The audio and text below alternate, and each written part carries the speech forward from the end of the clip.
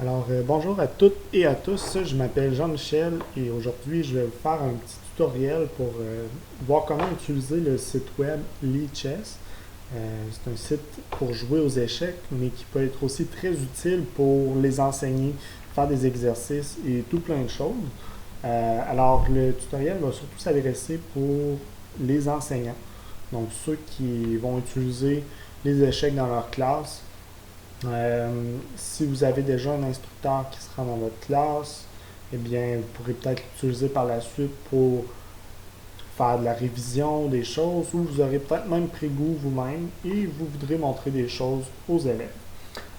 Sinon, ben, si vous avez un peu plus d'expérience et que vous désirez utiliser ça comme outil, je vous le conseille fortement parce que c'est très visuel et aussi il y a plein de fonctionnalités qui vont permettre aux enfants de continuer à jouer aux échecs, non seulement pour apprendre les règlements, mais pour faire un petit peu plus, peut-être devenir des meilleurs joueurs.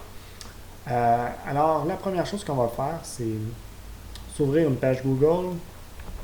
On va écrire Lichess, Lichess. On cherche et ça devrait être la première page qui va être sortie de la recherche. On clique dessus et ça nous apporte évidemment sur la page d'accueil du site web. Là, on voit il y a beaucoup de choses qui se passent rapidement. Vous n'avez pas besoin d'y porter attention pour l'instant. C'est pas le but en ce moment. On va faire une chose à la fois. Moi, ce que je vous conseillerais, ou du moins pour votre classe, ce serait peut-être de créer un compte pour le site, mais ça peut aussi très bien fonctionner sans un compte. Donc, c'est vraiment une option à vous de choisir. Seulement, si jamais vous voulez faire plus de choses, ça va être pratique. Alors, ça serait dans la section Sign In ici, sinon connexion. Et on va ici, nouveau à Lichess, enregistrer. On va se créer un nom d'utilisateur. Moi, j'en ai déjà créé un pour faire cette vidéo-ci. Voilà, Monsieur J. Michel. Parce que disons que c'est pour ma classe, par exemple. Mot de passe, je mets de quoi au hasard et quelque chose, gmail.com. Et hop, je suis pas un robot. Puis je cliquerai sur enregistrer. Évidemment, je ne rentre pas toutes les informations pour l'instant. Et on irait dans notre boîte de courriel. On trouverait le courriel qui a été envoyé par Lichess.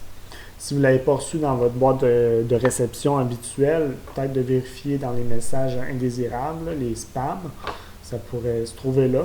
Cependant, j'ai jamais eu de problème avec les courriels qui m'envoient. On clique sur le lien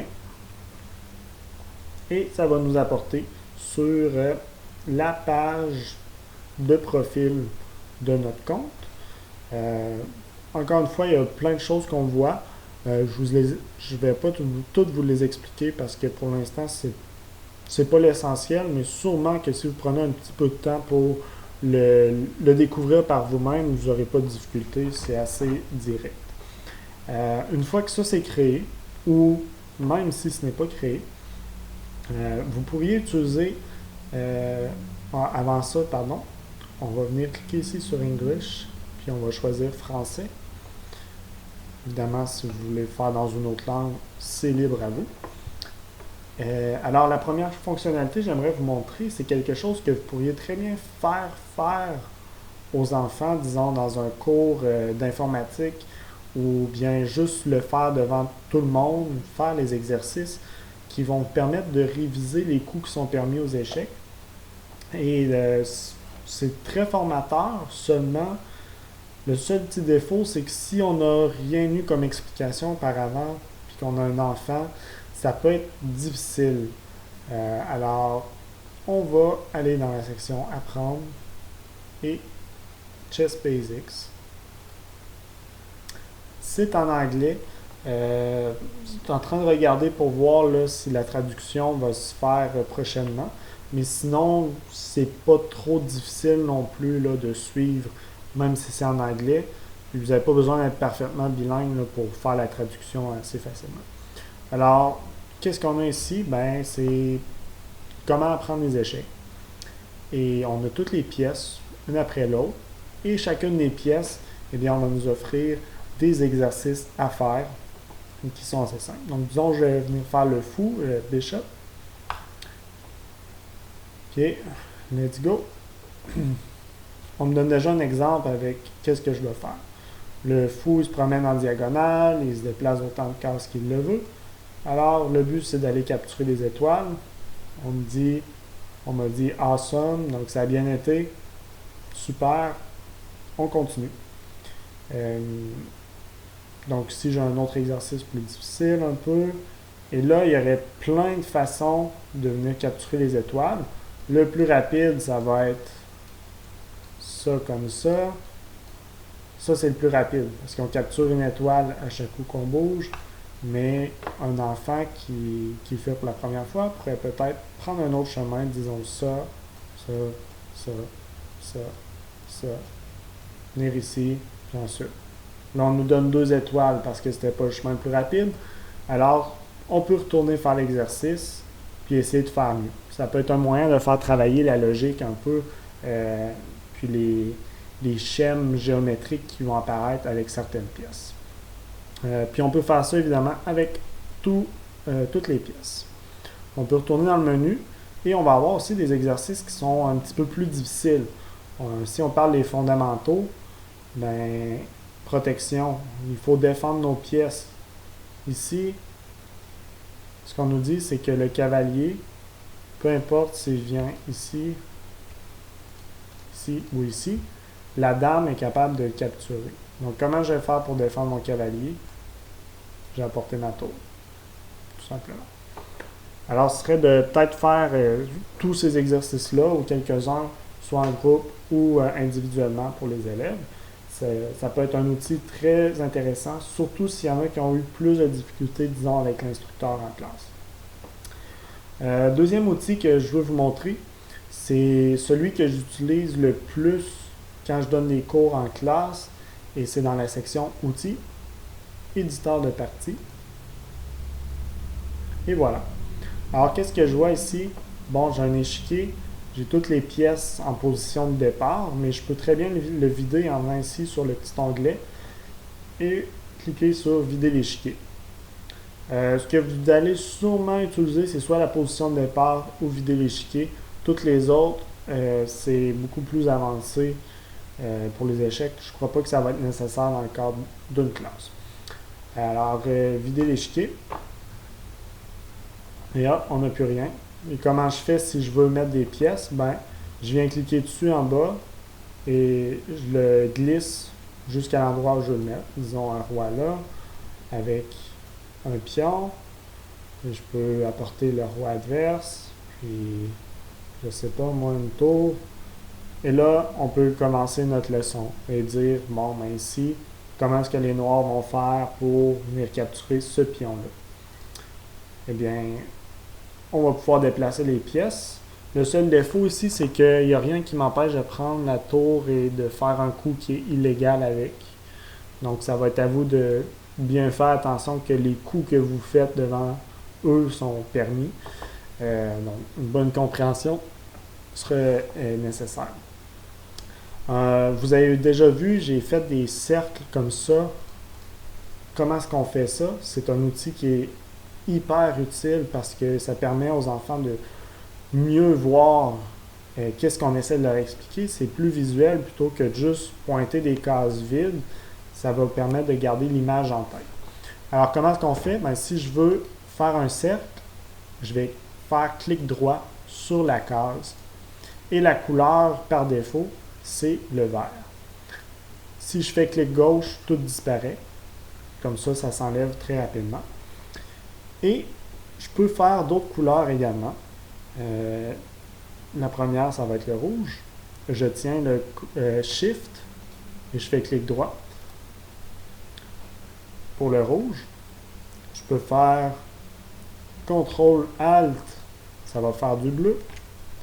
Et CTRL-ALT-SHIFT va faire du jaune doré. Je vous dirais que généralement, le vert et le rouge vont être suffisants. Vert, c'est permis. Rouge, c'est une attaque ou quelque chose. Vous l'utilisez selon le contexte. De plus, on peut dessiner des flèches. Donc, on va faire clic droit et à la place de relâcher tout de suite, on va tout simplement glisser, faire une flèche, relâcher et puis elle se dessine. Encore une fois, clic gauche, tout s'efface. Alors, je peux faire autant de flèches que je veux.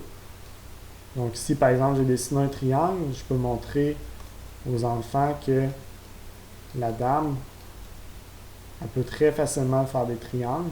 Ça va faire ressortir des chaînes géométriques qu'on trouve beaucoup aux échecs. Évidemment, tous les mêmes contrôles, on peut tenir Shift, faire la flèche, CTRL Alt pour le bleu, CTRL Alt Shift pour le doré. Et voilà. Donc, les flèches, outils incontournables si on va enseigner les échecs maintenant, surtout avec les technologies d'aujourd'hui. Excellent. Autre chose que j'aimerais vous montrer, c'est comment défier un autre joueur sur le site web. Moi, une petite suggestion que je vous donnerais, c'est par exemple de faire des parties entre classes et que ces parties-là durent longtemps, sur quelques semaines, qu'on prenne des décisions de groupe sur quel coup à jouer. Ça va permettre aux enfants de développer leur argumentation, de socialiser indirectement parce que tu n'as pas le choix de parler avec les autres. Ça pourrait beaucoup aider des enfants qui sont plus gênés, mais qui ont quand même des bonnes idées aux échecs. Et bien là, ils vont devoir les défendre. Ils vont vouloir montrer aux autres qu'ils ont des bonnes idées. Ça va peut-être les aider à se mettre de l'avant, parler et tout ça. Donc, je crois que c'est un exercice qui pourrait être très intéressant. Alors, comment est-ce qu'on fait ça? Bien, la première chose, ça va être de trouver notre autre joueur. Donc, ici, je vais aller dans l'onglet Communauté, Joueurs. Et voilà. Alors, il me sort plein de joueurs, qui est le meilleur pour telle sorte de partie d'échecs et tout ça. Ici, ça ne nous intéressera pas trop. On va surtout vouloir l'onglet de recherche ici qui va nous permettre de trouver un joueur.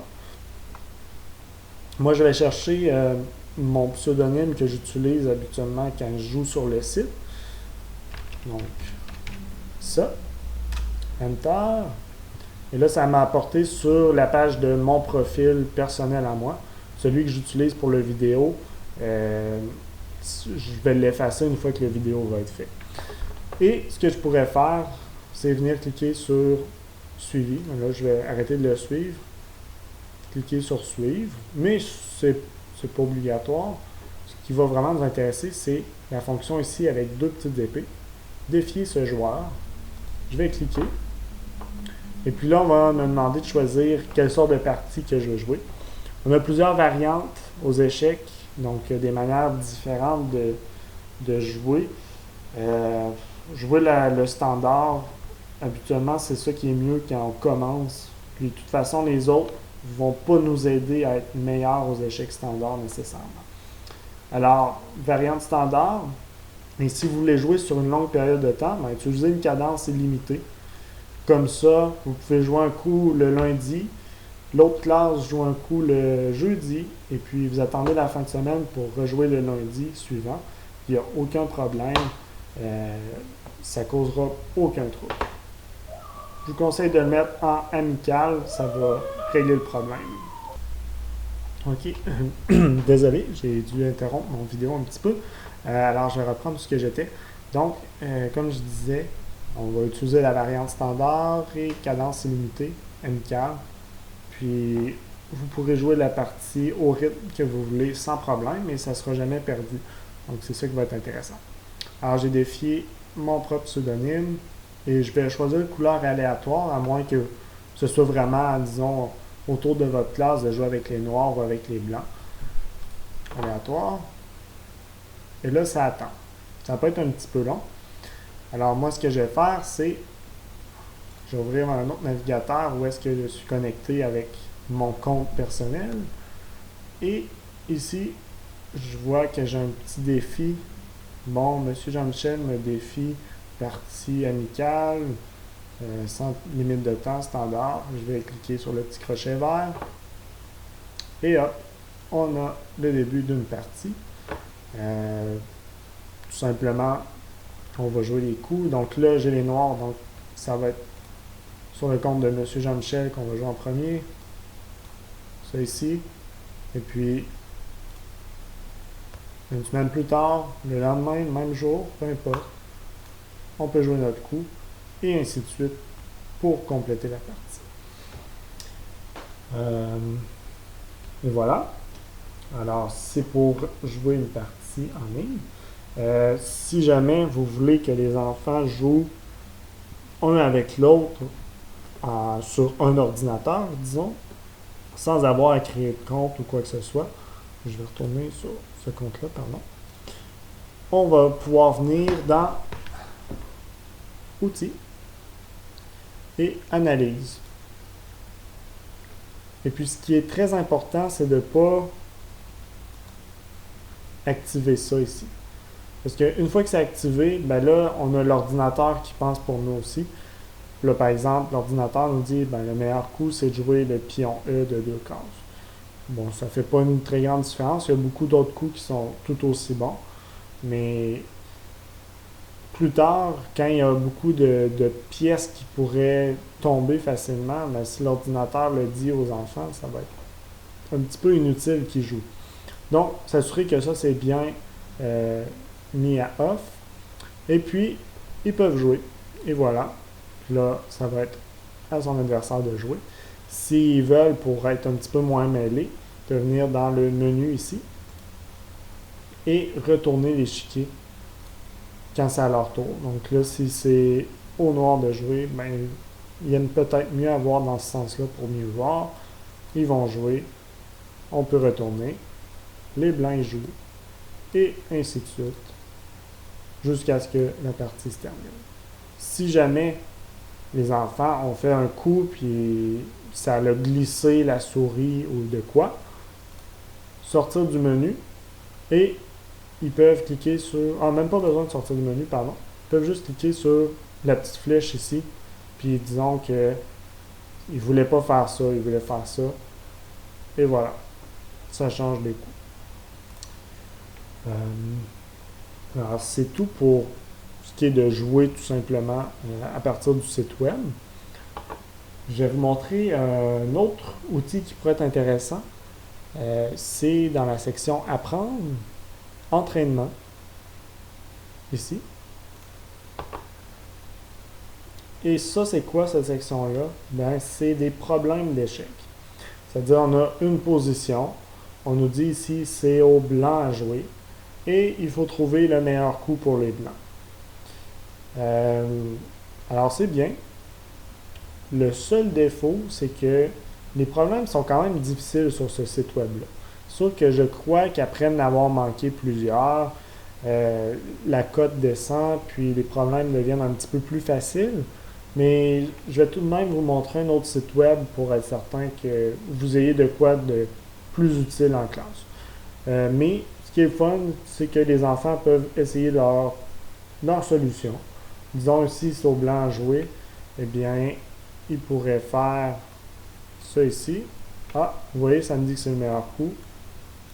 Hop, ça me dit que c'est le meilleur coup.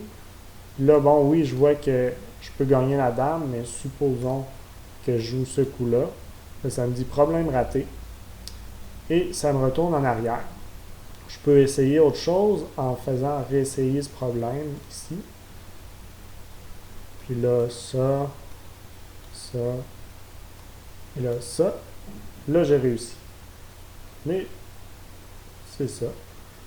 Et on pourrait retourner en arrière, avoir la solution une fois qu'on l'a manqué, sans problème.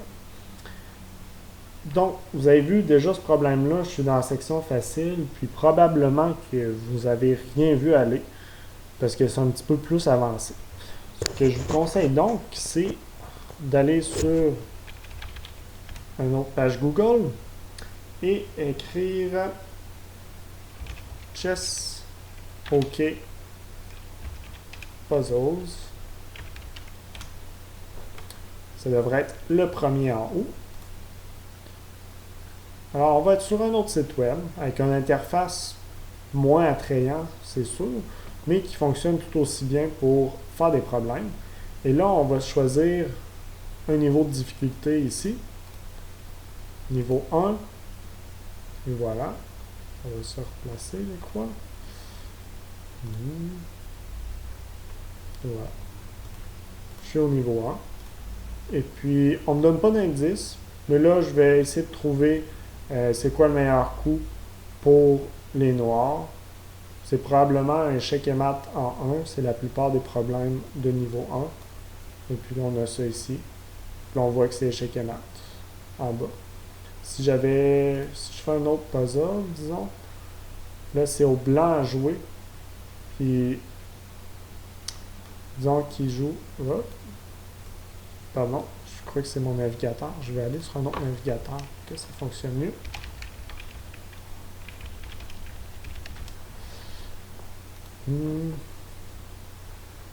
D'accord. Alors, si jamais je me trompe de solution, puis que j'utilise, disons, ça, vous voyez, ça ne me le permet pas. Ça va m'indiquer c'est quoi la solution. Ici, c'était ça, tout simplement. Alors, ça peut être une option de peut-être mettre un problème pendant la période de lecture ou quelque chose du genre. C'est toujours un outil qui est très intéressant. Alors, ça fait le tour de ce que je voulais vous montrer qui pourrait être utile dans vos classes. Si jamais vous avez des questions, n'hésitez surtout pas à les poser dans les commentaires. Je vais y répondre du mieux que je peux. Puis si jamais je vois qu'il y a beaucoup trop de lacunes, bien, je ferai une autre vidéo. Comme ça sera plus complet et encore plus formateur. Alors, j'espère que ça va vous aider. Et bonne chance avec vos échecs. Merci.